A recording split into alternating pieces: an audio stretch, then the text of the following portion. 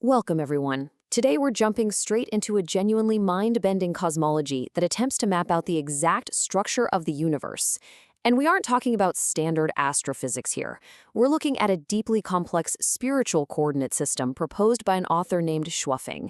It's a fascinating text that seamlessly mashes up mathematical geometry, time and space with esoteric spiritual realms. So let's break down this visionary framework step by step for this explainer.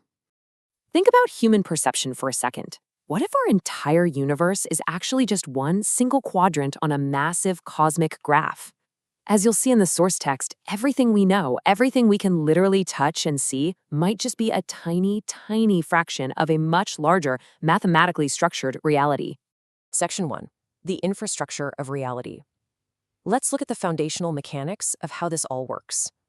According to the text, the whole universe essentially sits on a highly dense, grid-like infrastructure of tunnels.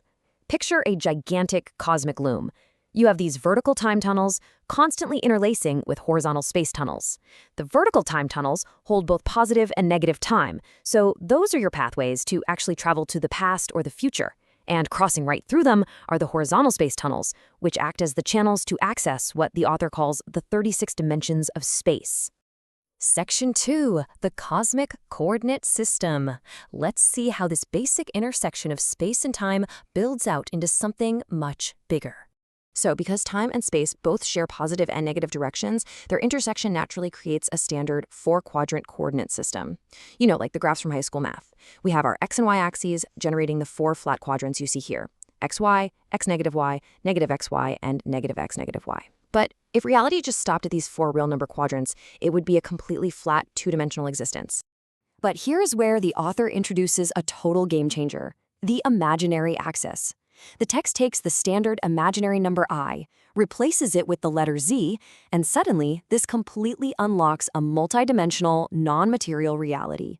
By adding this z-axis to our flat xy plane, we essentially transform a simple two-dimensional coordinate system into a vast three-dimensional one.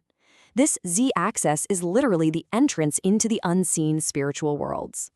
Now, to justify this literal spiritual dimension, the source pulls in a pretty amazing quote from the 17th century philosopher and mathematician Leibniz. Leibniz once noted that imaginary numbers are the wonderful and strange hiding places of the gods. Well, the source uses this historical math concept to build out an actual spiritual architecture. In this cosmology, the z-axis isn't just a clever math trick. It's a real, amphibious realm that somehow both exists and doesn't exist from our current perspective. By expanding the grid with this new axis, the math calculates exactly 20 intersecting collective worlds. If you're sitting in the purely flat xy coordinate, well, that's human existence, the material plane.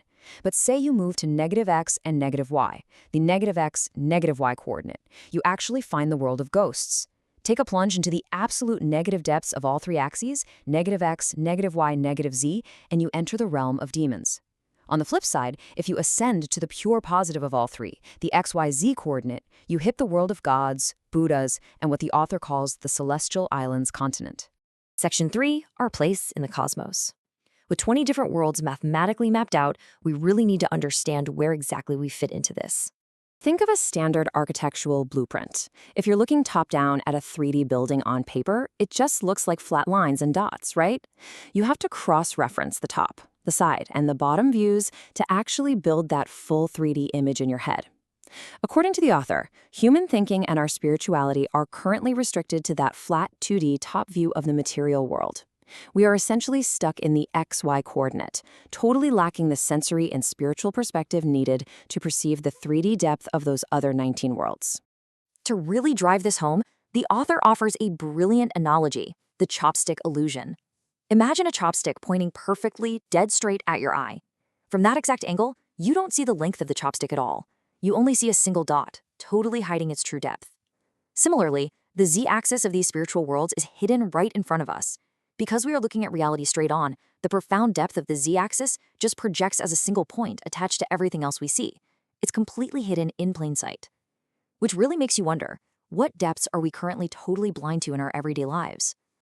Section 4, the cosmic origin point.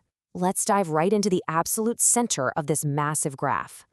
Right at the precise intersection of all these axes, x, y, and z, lies what is called the O point.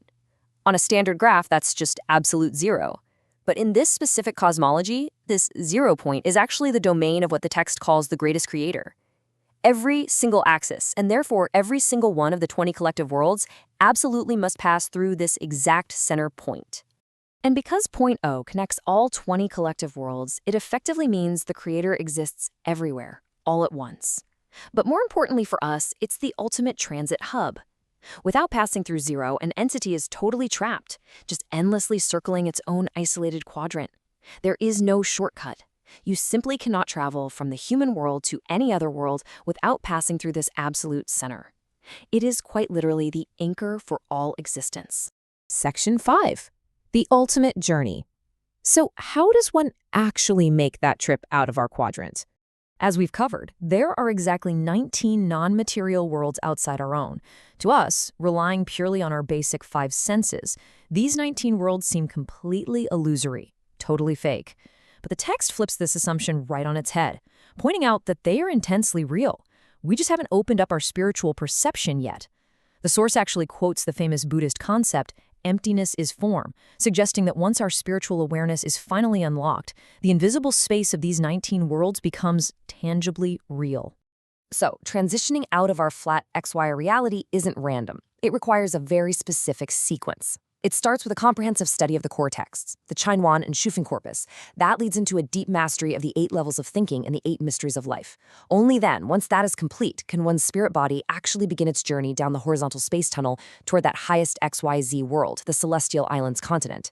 In fact, the text claims that dedicated followers of this path have already begun this process. While their physical bodies are sitting right here on Earth, their spiritual selves are actively in transit. We've explored a truly unique cosmology today. One that maps spiritual ascension straight onto a mathematical grid, moving us from flat planes to vast, 3-dimensional realms of existence. I want to leave you with this final provocative thought. If our reality is really just an intersection of flat lines, what are we missing in the grand 3D blueprint? Thank you for joining me on this explainer, and keep questioning the dimensions of your own reality.